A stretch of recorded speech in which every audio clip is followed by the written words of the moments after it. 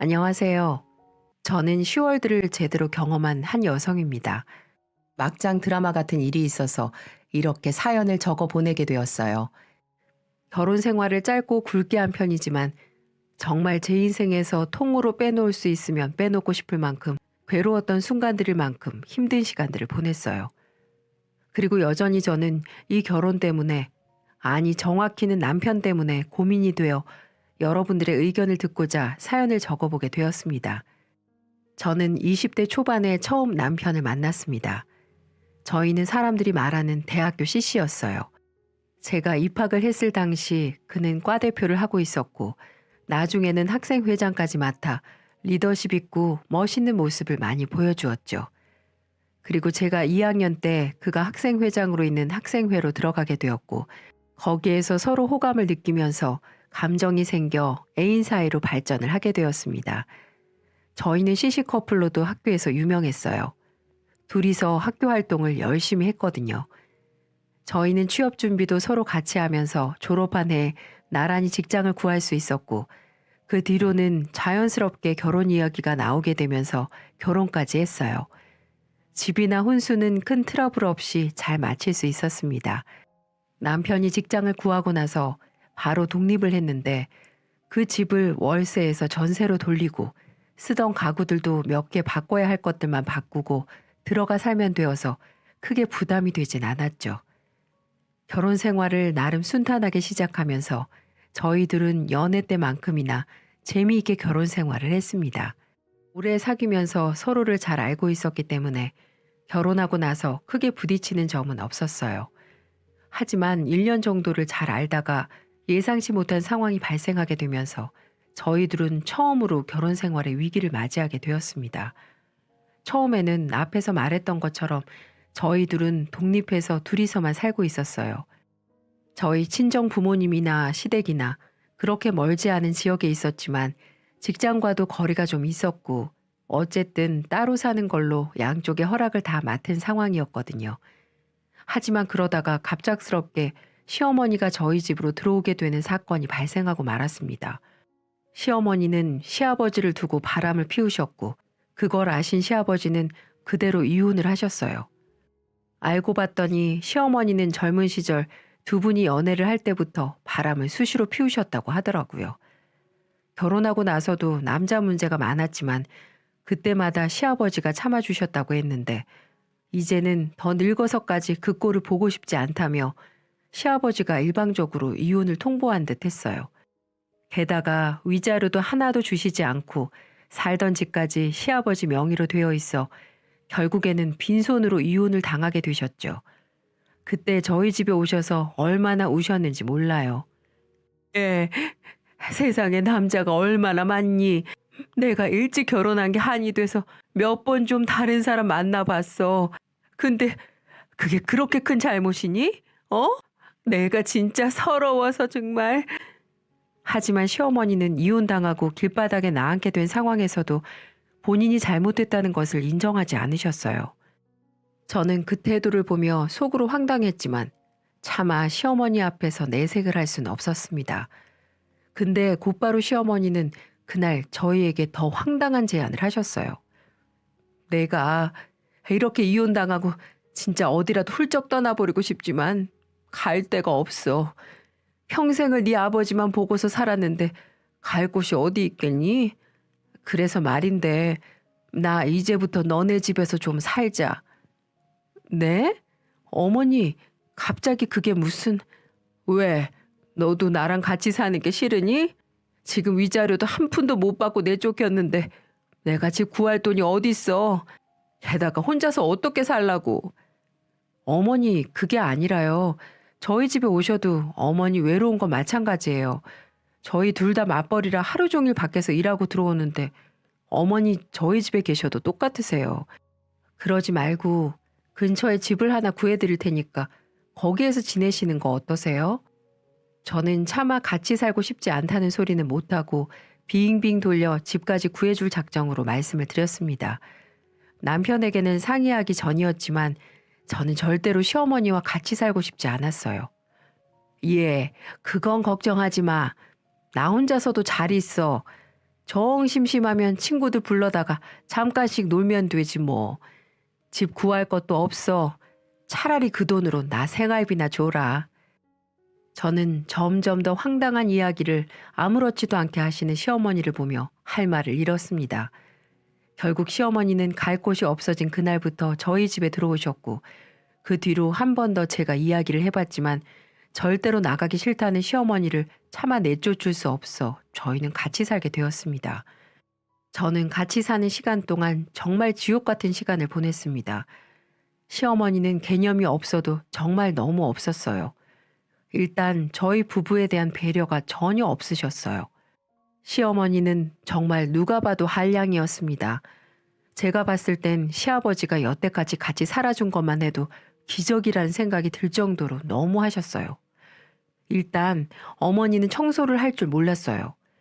그동안은 누가 집을 치웠나 여쭤봤더니 시아버지가 다 치우고 사셨다고 하더라고요. 시아버지는 제가 봤을 때도 이분처럼 부지런한 사람이 없겠다는 생각이 들 만큼 정말 열심히 사시는 것 같았어요. 회직 이후에도 쉬지 않고 경비 일을 하시면서 가족들을 위해서 돈을 버셨을 만큼 성실하게 사셨죠.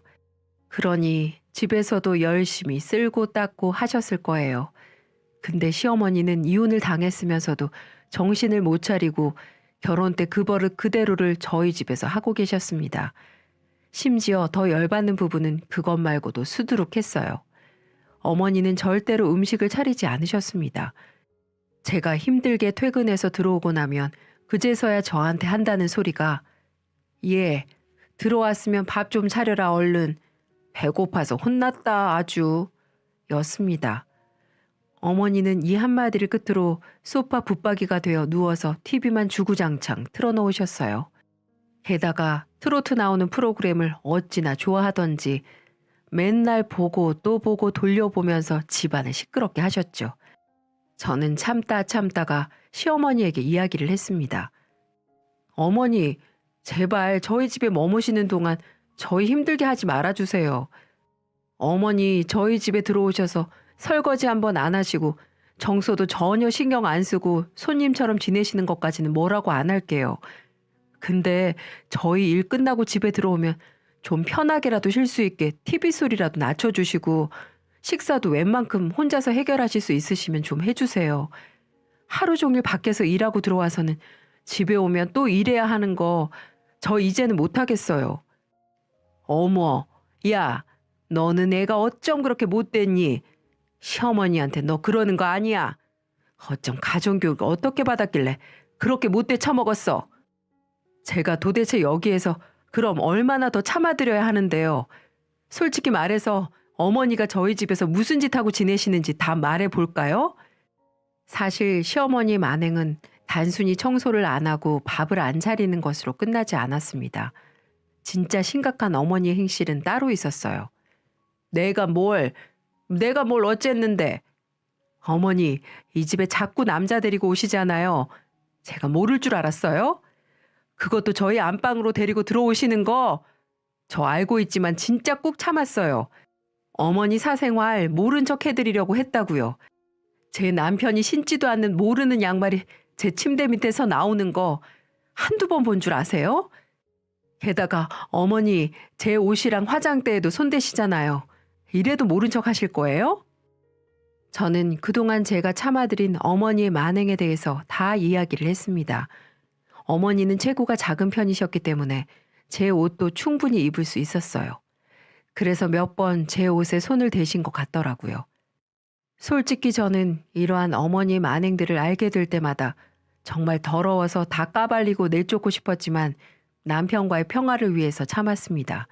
제가 방 청소 한 번 더 하고 옷이야 새로 사면 그만이었으니까요. 하지만 이제는 더 봐드릴 수 있는 수준이 넘어서 버렸어요.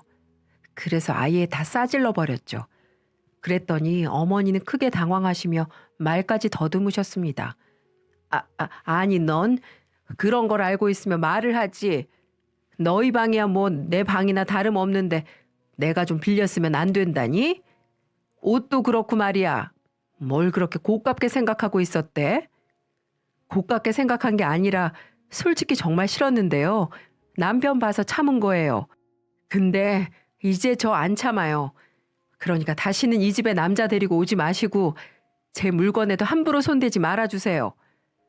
저는 단호하게 말한 뒤 그날부터는 아예 안방문을 잠그고 다녔습니다. 시어머니가 다시는 들어가지 못하도록요. 그 뒤로 어머니는 그래도 어느 정도 깨달으셨는지 제 물건에도 손을 대지 않으셨어요. 그리고는 제 눈치를 살살 보시며 청소도 하기 시작하셨고 음식도 차릴 때 옆에서 조금씩 거들어 주셨습니다. 조금씩 변해가는 어머니의 태도를 보면서 저도 마음이 많이 누그러졌어요. 그래서 그날 이후로 싸늘하게 대했던 것들을 조금씩 풀어 어머니에게 다시 그전처럼 살갑게 대하려고 노력했어요. 하지만 그것도 얼마 못 가 또 하나의 사건이 발생하고 말았어요. 이번에는 시누이의 일이었습니다. 일이 끝나고 녹초가 되어 집에 들어갔는데 처음 보는 신발이 현관에 있었어요. 그래서 누군가 싶어 얼른 들어가 보니 놀랍게도 시누이가 울면서 시어머니에게 위로를 받고 있더라고요. 게다가 옆에는 큰 짐가방이 놓여 있는 걸 보니 뭔가 쎄한 느낌이 들어 얼른 시누이에게 물었습니다. 어머 아가씨, 무슨 일이세요? 여긴 어쩐 일이세요? 왜 울고 계세요? 언니, 말도 없이 와서 미안해요. 그리고 좀만 더 미안한 짓 좀 할게요. 저 당분간만 여기서 지내게 해주세요. 상황 되는 대로 집 알아보고 나갈 테니까 그때까지만요. 아니, 무슨 일이시길래 그러세요? 일단 진정하시고 천천히 말씀해 보세요. 아, 저 그이랑 이혼했어요. 어머, 이혼이요? 갑자기 그게 무슨... 그냥 좀 그럴 일이 있었어요. 아무튼 저 집 구하는 동안만 좀 여기서 지낼게요. 죄송해요. 오빠한테는 제가 말할게요. 저는 차마 이혼하고 왔다는 신우이에게 당장 나가라고 하지 못했어요. 게다가 집 구할 때까지 며칠만 있겠다고 했기 때문에 저는 그 정도는 참기로 했습니다. 하지만 며칠이 지나도록 집을 알아보겠다고 한 신우이는 집 밖에 나갈 생각을 하지 않았어요. 아가씨, 집은 안 알아보세요? 인터넷으로 찾아보고 있어요. 요즘은 세상이 좋아져서 인터넷으로도 다 찾아지던데요? 아니, 인터넷으로 찾을 순 있어도 눈으로 직접 봐야 알죠. 걱정 마세요. 알아서 보고 있으니까. 신우이는 정말 알아볼 생각이 맞는 건지 헷갈릴 만큼 천하태평이었어요. 그리고는 시어머니랑 하루 종일 뭐가 그렇게 재밌는지 웃고 떠들기만 했어요. 저는 이대로 시누이까지 얹혀 사는 건 아닐까 걱정이 되었습니다. 아니나 다를까 그 걱정은 결국 현실이 되고 말았습니다. 게다가 더 큰 상황으로 다가와 버렸죠. 예, 좀 앉아봐라. 할 말이 있어. 무슨 말씀이신데요? 있잖니. 너 우리한테 생활비 좀 줘라. 네? 생활비요? 게다가 우리라뇨? 그래, 생활비. 우리면 나랑 내 딸 말하는 거지. 왜 이렇게 말귀를 못 알아들어? 아니, 다 알아들었어요. 너무 믿기지가 않아서 그래요, 어머니. 갑자기 무슨 생활비를 대라고 하시는 거예요? 오히려 주셔야 하는 건 어머니 쪽 아니세요? 저희 집에서 놀고 먹고 자기만 하시면서 도대체 무슨 생활비가 더 필요하신 건데요? 누가 공짜로 달래? 우리가 청소도 하고 밥도 차리고 살림 좀 돌봐줄 테니까 너는 돈 좀 줘봐. 너도 우리가 빨리 나가길 바라고 있잖아. 근데 우리가 뭐 밖에서 일을 해봤어야 하지. 그러니까 네가 좀 도와줘. 저는 뻔뻔하게 나오는 어머니의 말에 정말 황당하기 그지 없었습니다. 어머니, 그건 안 되겠어요. 저 지금 어머니한테 들어가는 생활비만 해도 장난 아니에요. 어머니가 쓰시는 물세, 전기세, 식비 다 저희가 대고 있잖아요. 게다가 어머니 청소도 못 하시면서 무슨 청소며 밥이며 살림을 하신다는 거예요. 안 돼요. 언니, 말이 너무 지나치다. 제가 엄마 도와서 같이 할 거예요. 저 이래봬도 결혼 5년 차라고요. 언니보다도 일찍 결혼해서 여태 살았는데 살림 잘해요, 저. 아가씨는 나가신다면서요. 집 알아보고 나가신다고 하신 분이 갑자기 무슨 살림이에요. 괜찮아요. 이참에 그럼 아예 어머니 모시고 두 분이서 집 구해서 나가시면 되겠네요. 그게 서로 편하잖아요. 저는 좀 무례한 말이라는 생각이 들었지만 그래도 해야 할 것 같아서 그대로 말했습니다. 이들이 먼저 저에게 상식적으로 나오지 않는데 제가 상식적으로 대할 필요가 없겠다는 생각이 들었거든요. 제가 완강하게 말을 하니 이 둘은 화가 난 듯 했습니다. 언니, 진짜 치사하다. 제가 이 집에서 사는 게 그렇게 싫어요? 어쩜 그렇게 치사하게 말할 수가 있어요? 게다가 우리 엄마한테 나가라뇨. 나도 아니고 자식이 그게 할 말이에요? 그럼 아가씨는 왜 자식이 돼서 어머니 모시고 나가라는 말에 흥분을 하고 그러세요? 애초부터 그럴 생각이었으면 알겠다고 하면 끝날 일이잖아요. 저는 두 분 모실 만큼 모셨다고 생각해요. 아가씨도 이 집에 들어와서 바닥을 쓸길 했어요. 밥 차리는데 옆에서 그릇을 한번 놔봤어요. 아무것도 안 하고 그냥 어머니랑 수다만 떨고 계시는 거. 저 이제 보기 싫네요. 빨리 집 구해서 나가주세요.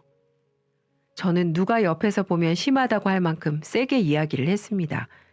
저는 솔직한 심정으로 이 둘 때문에 남편과 이혼을 하고 싶을 만큼 힘들었어요. 하지만 제가 남편에게 이야기를 할 때마다 남편이 중간에서 중재를 해주었기 때문에 그나마 참을 수 있었던 거였어요. 근데 나중에는 제 편이 되어주었던 남편과도 이 문제로 언성을 높이고 둘이서 싸우게 되다 보니 그냥 제가 참고 제 선에서 할 말 못할 말 다 하게 되더라고요. 시어머니는 남편을 무서워했기 때문에 이르지도 못하고 계속해서 저랑만 싸우셨죠. 하지만 이것도 이제 지겨워서 더는 못해 먹겠더라고요. 그래서 아예 이참에 말도 안 되는 욕으로 또 사람 열받게 하는 이 두 모녀에게 제대로 싸질러 버렸습니다. 아예 나가라고요. 아, 진짜 어이없어서. 기다려요. 조만간 나갈 테니까. 지금 집 알아보고 있다고요. 시누이는 할 말이 없었는지 나가겠다고 소리를 빽 지르고는 시어머니를 모시고 방으로 들어가 버렸습니다. 저는 정말 혼자 하는 싸움에 진이 다 빠져버렸어요. 남편에게도 다시 이야기를 해볼까 했지만 어차피 이건 저와 시월드의 싸움이 될 것 같아서 제 선에서 알아서 해보기로 했어요. 그렇게 또 한 번 제 마음에 참을 인자를 새기며 노력했지만 이번에는 더 이상은 참을 수 없는 일이 벌어지고 말았습니다. 저에게는 딱 하나 취미가 있었어요. 결혼 후 시월드 때문에 받는 스트레스를 풀 수 있는 유일한 통로였죠. 바로 명품 가방과 구두를 모으는 거였는데요. 평소에는 돈을 아끼고 아끼다가 제가 좋아하는 브랜드의 신상이 나오면 하나씩 사서 모으곤 했었어요. 남편도 처음에는 왜 그렇게 가방이랑 구두를 모으냐며 이해를 할 수가 없다고 했었지만 저의 유일한 취미였는데다 시월드 때문에 스트레스를 받는 걸 여기에서 풀고 있다는 것을 알고 난 뒤로는 본인이 먼저 제가 평소에 예쁘다고 했던 것을 열심히 찾아내 사다 주기도 했었어요. 그래서 더 소중한 것들이었죠. 저는 가방과 구두는 일부러 안방에다가 가져다 놓고 관리를 하고 있었어요. 원래 구두는 현관에 두었지만 시어머니가 제 물건에 손을 대고 있다는 것을 안 이후로는 안방 장롱 한쪽에 따로 놓고 관리를 하고 있었습니다. 그리고는 매일 안방문을 잠그고 다녔고요. 어머니와 대판 싸운 뒤 문을 잠그기 전에는 솔직히 가방도 몇 번 쓰시는 듯 했지만 그때는 치사해지고 싶지 않아서 뭐라고 하지 않았던 거였어요. 구두는 사이즈가 맞지 않아서 신지 못하신 듯 했고요. 하지만 문을 잠그고 다니는 이후로는 전부 다 제 안방에다가 놓고 관리를 하고 있었습니다. 근데 어느 날 보니 제 가방 하나가 없어져 있더라고요. 저는 깜짝 놀라서 곧바로 남편에게 물었어요. 여보, 혹시 장롱에 넣어두었던 내 가방 꺼낸 적 있어? 아니, 내가 당신 가방 뭐가 필요하다고. 당연히 꺼낸 적 없지. 그래? 아, 그럼 가방 하나가 어딜 간 거지? 아무리 찾아도 없어. 어머니나 동생한테 물어봐. 물어봤어? 아니, 근데 내가 맨날 문을 잠그고 다니는데 손댈 리가 없잖아. 혹시 모르니까 한번 물어나 봐봐. 저는 그럴 리가 없다고 생각이 들면서도 혹시나 하는 마음에 남편 말대로 제 가방에 대해 시누이와 시어머니에게 물어봤습니다. 그랬더니 뭔가 석연치 않게 둘이서 눈빛을 주고받더니 신우이가 말을 하더라고요. 아니요? 웬 가방? 본 적 없는데. 어머니는요? 네 가방은 나도 본 적 없지. 네가 문을 얼마나 열심히 잠그고 다니는지 다 아는데 본 적 없다. 이 둘은 그렇게 말하더니 방으로 휙 들어가 버렸습니다. 저는 뭔가 석연치 않게 느껴졌지만 일단은 넘어갔어요. 하지만 며칠 뒤 이번에는 구두가 사라진 게 보였습니다. 가방도 어디에서 없어졌는지 온 장롱을 다 뒤지고 난리를 피웠는데도 찾아지지 않아 속상해하고 있던 터였는데 구두까지 사라지니 이번에는 정말 그럴 리가 없다는 생각이 들면서도 시어머니와 시누이를 의심할 수밖에 없었어요. 그래서 이번에는 이 둘에게 물어보지 않고 일단 안방에 카메라를 설치해 두었어요. 제가 문을 잠그고 다니기 때문에 이 둘이 들어오지 못할 거라는 걸 알면서도 미친 듯이 의심이 가서 바로 실행을 해보았죠. 그리고는 매일매일 퇴근 후 모두가 잠들었을 때 혼자서 카메라를 돌려보았고 저는 며칠 뒤 경악스러운 현장을 목격할 수밖에 없었습니다. 믿을 수 없게도 도저히 그 시간에는 집에 있을 거라고 생각을 하지 못했던 남편이 안방으로 들어오고 있었습니다. 그리고 그 뒤를 시누이와 시어머니가 따라서 들어왔죠. 그 셋은 익숙하다는 듯이 저의 가방과 구두가 들어가 있는 장롱 앞에 다다랐고 이내 시누이가 장롱을 열어 안쪽에 있는 가방 하나를 가지고 나가는 게 보였습니다. 저는 믿을 수가 없었어요. 왜 남편이 이런 일을 벌인 건지, 이 셋은 왜 내 가방을 훔친 건지 알 수가 없었죠. 그 현장을 보고는 둔치로 뒤통수를 강하게 맞은 듯한 느낌을 받았습니다. 심지어 저에게 가방을 사다 주기까지 했던 그가 벌인 일이 믿기지가 않았어요. 저는 그대로 그 영상을 저장을 해놓고 다음날 아침이 될 때까지 기다렸습니다. 저는 본인의 어머니와 동생을 의심한다는 게 남편에게 미안해 일부러 제 선에서 끝내기 위해서 카메라의 존재를 말하지 않았던 건데 오히려 그게 진짜 진범을 잡아내는데 큰 공신을 하게 되었어요. 저는 아침이 되자마자 그들을 흔들어 깨우고는 한데 모아 따져 물었습니다. 제 딴에는 마지막으로 준 기회였어요. 용서받을 수 있는 기회요. 어머니, 아가씨, 당장 말씀하세요. 제 가방에 손대셨죠? 제 구두에도요. 무슨 소리니? 모른다고 했잖아. 웃기지 마세요. 내가 모를 줄 알고? 어디서 거지 같은 딸내미 데리고 와서는 남의 물건에 손을 대게 만들어요. 두 모녀가 똑같아서는. 언니, 지금 말 다 했어요? 지금 무슨 근거로 우리한테 그렇게 말하는 거예요? 미쳤어요, 진짜? 아니면 어쩌려고 그렇게 질러대요, 질러대길. 그래, 네가 그렇게 나와야지, 이 뻔뻔아. 평생 속일 수 있을 거라고 생각했지? 저는 그대로 그들에게 제가 가지고 있는 문제의 영상을 핸드폰으로 보내주었습니다. 그들은 영상을 보았고 남편이 문을 따고 들어가는 것부터 시작해서 모든 과정을 쭉 봤어요. 그걸 본 셋은 얼굴이 완전히 사색이 되어 시퍼렇게 되어가고 있었어요. 이래도 아니라고 할래? 나는 기회 줬어. 당신도 설명 잘해야 할 거야. 이게 도대체 어떻게 된 건지. 완전히 빼도 박도 못하게 된 이 셋은 누구 할 것 없이 저에게 설명하려고 달려들었습니다. 그리고 다 제치고 저의 남편이 사정하며 변명을 늘어놓았죠. 여보, 내가 설명할게. 그게 어떻게 된 거냐면 동생이 얘가 사고를 좀 쳤어. 얘가 다른 사람을 좀 만났는데 그게 사기꾼이었더라고.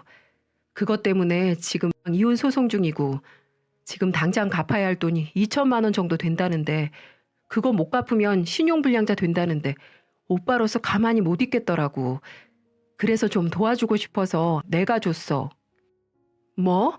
바람나서 이혼 소송 당했다고? 알만하다, 알만해. 그리고 내가 왜 당신 동생 대출비 때문에 피해를 봐야 되는 건데? 그리고 당신도 왜 내 허락 없이 내 물건에 손을 대는 거야? 지금 이 집에 사는 사람들은 여기 있는 사람들 뿐인데 언젠가 꼬리가 잡힐 줄 몰랐어? 알고 있었어. 그리고 조만간 당신한테 사실대로 말하려고 그랬어. 어차피 당신 저 가방들 잘 사용하지도 않잖아. 가족이라는 건 힘들 때 도와주는 게 가족 아니야? 난 그렇게 생각하는데 그러니까 내가 나중에 더 좋은 거 사줄 테니까 이제 당신도 그만 기분 풀어. 가족 좋아하시네. 이거는 범죄야, 범죄. 남의 물건 훔쳐서 다른 곳에서 판 중죄라고. 그리고 당신 가족이 사고 쳤으면 당신이 해결해야지. 왜 내가 피해를 봐야 되는 건데? 당신이 대출받아서 도와줬으면 됐잖아. 생각할수록 어이가 없다. 어이가 없어. 조금 전에도 말했잖아. 난 당신이 우리 가족이니까 잘 사용하지도 않는 가방들 팔아도 당신이 이해해 줄 거라 믿었어.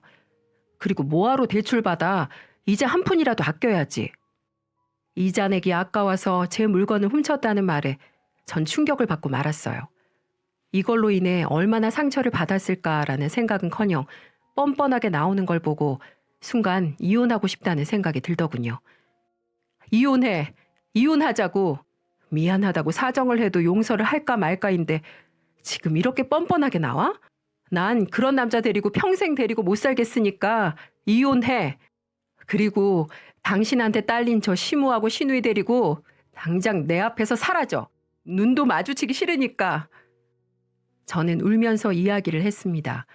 정말 그동안 내가 왜 남편 때문에 이 둘을 참아주었나 한심하고 비참해지는 기분이 들어서 눈물이 안 날 수가 없었어요. 하지만 이번에는 시누이가 정말 개념 없이 나오더라고요. 야, 치사해서 진짜 뭐가 그렇게 힘들었는데? 우리도 네 눈치 보면서 사느라 힘들었어. 우리 오빠가 네 욕을 얼마나 해댔는지 알아? 여자가 돼가지고 얼마나 기가 세면 남자가 찍소리도 못하냐고. 이혼해 우리 오빠랑. 그리고 그거 위자료라고 쳐. 우리도 못 돌려주니까. 너무나 당당하게 나오는 시누이의 태도가 정말 어이없었습니다. 저는 그냥 이래서는 이들이 정신을 못 차릴 것 같아 다른 방안을 찾기로 했어요. 최후의 수단이었습니다. 저는 그들이 제대로 당할 수 있도록 당일에는 그 자리를 피해 집을 나왔어요. 그리고는 밖에서 모든 복수의 계획을 실천했습니다. 저는 예전에 가족 간의 의무라고 생각을 하고는 시 매부의 번호를 저장해 두었어요. 그래서 시 매부에게 전화를 해 시누이가 바람피고 사기당해서 이혼 소송 중인 거 들었다면서 그 도둑년 우리 집에 있으니 당장 잡아가라고 연락을 해버렸어요. 그러자 매부는 설마 거기에 있을 줄 몰랐다면서 당장 오겠다고 했고 저녁 8시쯤에 저희 집에 와 초인종을 눌렀습니다. 저는 이미 초인종을 누른 사람이 매부라는 사실을 알았기 때문에 신우에게 가서 웃으면서 문 좀 열어달라고 했어요. 저기 나 지금 설거지하고 있으니까 가서 아가씨가 문 좀 열어주고 와요. 아마 반가운 손님이 오셨을 거예요. 네? 반가운 손님이라뇨? 이 시간에 누가 온다고 자기가 나가면 될 것이지 왜 시키고 지랄이야. 라고 하며 씩씩거리며 문을 열러 갔어요. 하지만 곧이어 시누이 똥 씹은 표정을 볼 수 있었습니다.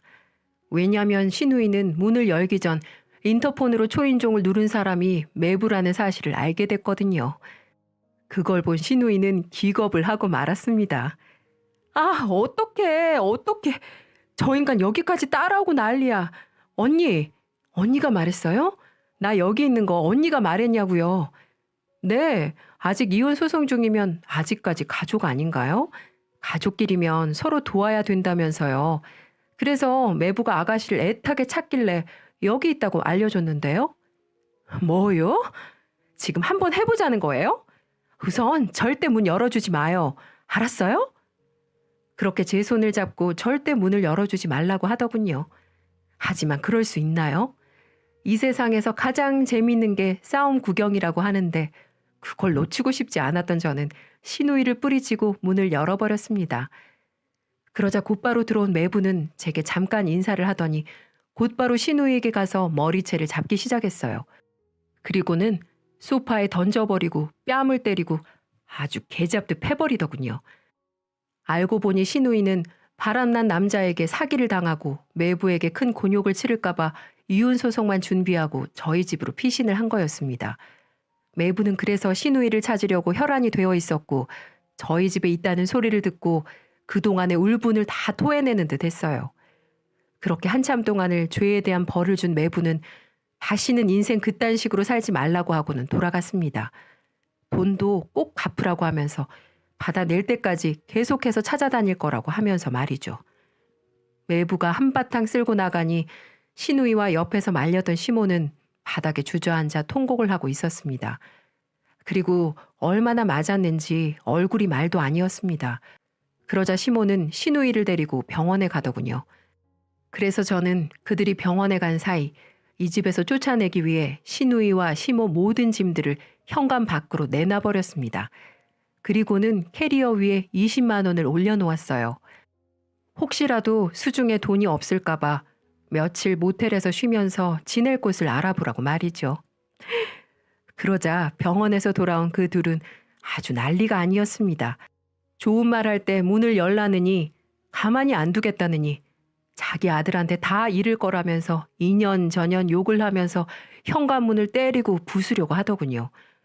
아직 회사에서 볼 일이 있어 퇴근 안 한 남편에게 전화를 걸어서 모든 상황을 얘기했고 만약에 시누이와 시모를 집안으로 들일 즉시 당장 내일 이혼 신청을 하겠다고 했어요. 그러자 남편은 알겠다고 하며 시누이와 시모를 다른 곳으로 오라고 부르는 듯 보였습니다. 그리고 잠깐 지낼 거처를 마련해두고 집에 온 남편은 집에 오자마자 제게 용서를 구했습니다. 여보, 내가 생각이 짧았어. 당신 힘든 거 생각 안 하고 우리 집 식구들만 내가 생각한 것 같아. 다시는 이 집에 못 오게 했으니까 마지막으로 내 부탁 하나만 들어주면 안 돼? 뭔데? 당신도 알다시피 엄마랑 동생 돈이 하나도 없잖아. 그러니 작은 투룸이라도 구해주게.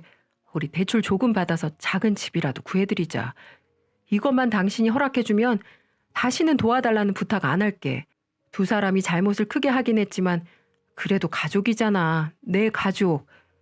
이라고 말하며 계속해서 부탁을 했습니다. 이 소리를 듣고 처음에는 어이가 없었습니다. 대출이자 내기 싫어서 제 가방을 함부로 손댔던 사람이 자기 가족들 집 구해주자며 대출을 하자고 하는 게 어처구니가 없었죠. 하지만 다르게 생각해보니 얼마나 가족을 생각하면 저럴까 싶기도 했습니다. 그리고 사실 남편은 평소에 정말 제게 잘했고 시모와 시누이가 이 집에 들어오기 전에는 서로 정말 행복했거든요. 이번에 가방 사건 말고는 크게 제게 잘못을 저지르거나 실수를 한 적이 없었기 때문에 저도 이 상황을 어떻게 해야 할지 많은 고민을 하고 있어요. 그리고 전세만 구해주면 다시는 제게 손을 벌리지 않겠다는 제안을 했기 때문에 더 고민이 되는 상황입니다. 왜냐하면 전세를 구해주더라도 제 명의로 하면 언젠가는 전세 자금을 돌려받을 수 있을 테니까요. 그리고 중요한 건 남편과 이혼하기로 마음은 먹었지만 둘이서 다시 예전으로 돌아간다면 다시 잘 살 수 있을 거란 생각이 요즘 들어 자주 들기도 하고요. 시누이와 시모는 남편이 시켰는지 몰라도 제게 연락이 와서는 그동안 너무 신세를 많이 졌고 못해줘서 미안하다면서 사과를 전해왔습니다. 물론 진심이 아니겠죠. 지금 이 힘든 고비를 어떻게든 벗어나려고 제게 입바른 소리를 하는 거 저도 알고 있습니다. 지금도 계속해서 모텔 생활하는 두 사람을 보면 안타깝기도 아직도 화가 나기도 여러 가지 마음이 들어 착잡하네요. 남편을 생각하면 도와주고 싶고 그 두 사람들 행동을 생각하면 어디서 살든 말든 더 이상 상관하고 싶지 않은데 전 어떻게 해야 할까요?